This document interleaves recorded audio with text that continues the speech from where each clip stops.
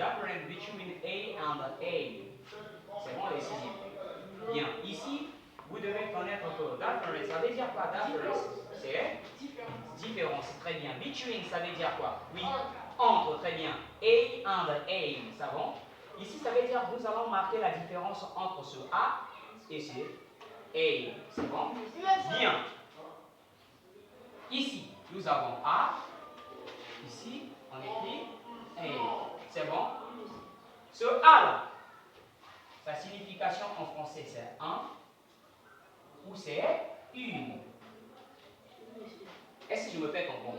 Suivez. Ça également, c'est un ou aussi une. Donc c'est-à-dire en même temps. Ce A là, dès que vous remarquez, on peut dire que c'est un ou c'est une. Maintenant, en même temps, il faut connaître que c'est au masculin et en même temps c'est au féminin. Ici aussi c'est pareil, en même temps c'est au masculin, en même temps aussi c'est au féminin. Je vous donne un exemple. Qui connaît c'est-à-dire un nom masculin, c'est-à-dire un nom masculin qu'on peut accorder avec ça là. Je peux dire et bon. C'est bon? Je peux écrire et bon. C'est bon? Ça veut dire que c'est un garçon. C'est bon? Un garçon. C'est bon? Maintenant, a girl. Ça veut dire une fille. Donc en même temps c'est un, en même temps c'est une. Est-ce que je me fais comprendre? Ça aussi, c'est un, c'est une. Mais entre les deux, nous avons une petite différence. Est-ce que je me fais comprendre? Maintenant, ce A là, qui veut dire un ou une, est différent de ce que nous écrivons avec AN, qui est aussi un et une. Maintenant, selon la signification française, cela veut dire que nous sommes seulement c'est dans un même cadre, mais lorsque nous parlons en anglais, il y a une différence. Maintenant, quelle est la différence? Ce A là, qui veut dire un ou une, se place seulement devant les mots qui commencent par les lettres consonnes. Est-ce que je me fais comprendre? Donc ici, on peut dire father. La lettre F, c'est une consonne. Est-ce que je me fais comprendre? Donc, lorsque vous voyez la présence de ce A qui se place devant un autre mot en anglais, vous connaissez déjà que ça veut dire un ou ça veut dire une, mais la lettre qui commence après ce A doit être une lettre consonne. Est-ce que je me fais comprendre?